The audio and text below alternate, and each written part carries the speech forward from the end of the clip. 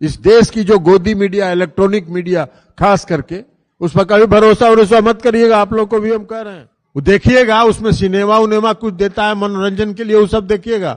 News ऊज के चक्कर में मत पड़िएगा। वो सब सुबह से शाम तक जो धार्मिक उन्माद फैलाने का चुनाव हो गया, आज ही है कर्नाटक का चुनाव हो रहा है। 13 तारीख को गिनती होगा, उनको पता चल जाएगा कि कहां जाएंगे। आज उनके कई नेता का बयान देखें अखबार में कि कर्नाटक के भारी बहुमत से जीत रहे हैं। 2015 में बिहार में चुनाव हुआ था, महागठबंधन था, उनके नेता कह रहे थे कि जिस दिन गिनती होगा उस दिन 9:30 बजे, एकदम ज्योतिष की तरह, एस्ट्रोलॉजर की तरह बयान दे रहे थे कि जिस दिन गिनती होगा 9:30 बजे मुख्यमंत्री नीतीश कुमार जी राजभवन जाएंगे, 10:30 बजे इस्तीफा सौंपेंगे, 11:30 बजे भारतीय जनता पार्टी की सरकार बिहार में बनेगी। हाँ, जब गिनती में 10 बजे के बाद हो गया तो उनका पार्टी उटी दफ्तर में ताला उला लगा के गायब हो गए थे। तो वही उनके ज्योतिष हैं। कर्नाटक का चुनाव भी 3 दिन के बाद 13 तारीख को रिजल्ट आएगा, उनको पता चल जाएगा कि कितना बुरी तरह वहां भी वो हार रहे हैं। भाई, बिहार के चुनाव में 2015 में इस देश के प्रधानमंत्री ने 43 आम सभा किया और सीट आया 52 को, और अभी कर्नाटक में भी वही कर रहे हैं। कर्नाटक के गांव गांव में, गली गली में उनके सरकार, जो उनकी सरकार है भारतीय जनता पार्टी की, उसके भ्रष्टाचार की चर्चा घर घर में है। लेकिन उनका बयान तो देखिए, 6 महीने का पहले का बयान निकाल के देख लीजिए। सारे विरोधी दल जितने भ्रष्टाचारी हैं वो सब एक हो रहे हैं। और कर्नाटक में जो इनकी सरकार थी वो इस देश की सबसे भ्रष्टतम सरकार थी, सबसे भ्रष्टतम सरकार। उस पर कुछ नहीं बोल रहे हैं अब। तब उसको दबाने के लिए क्या कर रहे हैं?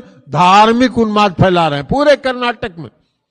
पूरे कर्नाटक में चुनाव प्रचार में देख लीजिए, खाली धार्मिक प्रचार हो रहा है। गोदी मीडिया जो है, इस देश की जो गोदी मीडिया, इलेक्ट्रॉनिक मीडिया खास करके, उस पर कभी भरोसा मत करिएगा। आप लोग को भी हम कह रहे हैं, वो देखिएगा, उसमें सिनेमा उनेमा कुछ देता है मनोरंजन के लिए, वो सब देखिएगा। न्यूज ऊज के चक्कर में मत पड़िएगा। वो सब सुबह से शाम तक जो धार्मिक उन्माद फैलाने का काम है, वही धार्मिक उन्माद फैलाने में उनके सहयोगी हैं, उनको सहयोग करते हैं, इस देश को समाप्त करना चाहते हैं। लेकिन कुछ असर नहीं हुआ वहां, कर्नाटक की जनता में कोई असर नहीं हुआ। तो हम गोदी मीडिया वालों को भी कहेंगे, सलाह देंगे कि भाई आप कितनों प्रचार करिएगा, कोई प्रभाव नहीं पड़ता है।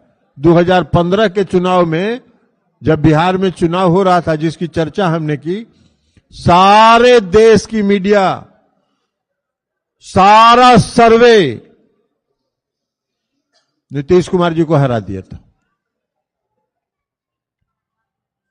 जितने सर्वे है। और 7 बजे से कुछ वही गोदी मीडिया सुबह से प्रचार शुरू कर दिया। 8 बजे से गिनती शुरू हुआ, भारतीय जनता पार्टी आगे, भारतीय जनता पार्टी आगे। पड़ाका उड़ाका भी यहां छूट गया था भाजपा कार्यालय में। और 9 बजे के बाद जितने विश्लेषक होते हैं ना गोदी मीडिया के, जो टाई लगा के सूट उट पहन के आ जाते हैं, स्टूडियो में बैठ जाते हैं। हम लोग तो कह ही रहे थे यही होना ही था। और 9:30 बजे के बाद जब गिनती में उल्टे जब साफ हुए तो सब टाई खोल के टांग दिया और गायब हो गए। और वही गोदी मीडिया जो है उल्टा में चला गया। तो इसलिए गोदी मीडिया का एक काम ही होता है। जब मीडिया एक समय था, 1974 के आंदोलन में हम लोग रहे, मीडिया एक समय था जब लोकतंत्र का चौथा स्तंभ माना जाता था। और चौथा स्तंभ इसलिए माना जाता था कि वो निष्पक्ष था, निर्भीक था। आज लोकतंत्र का चौथा स्तंभ डगमगा गया है। आज लोकतंत्र का चौथा स्तंभ में क्रैक हो गया है।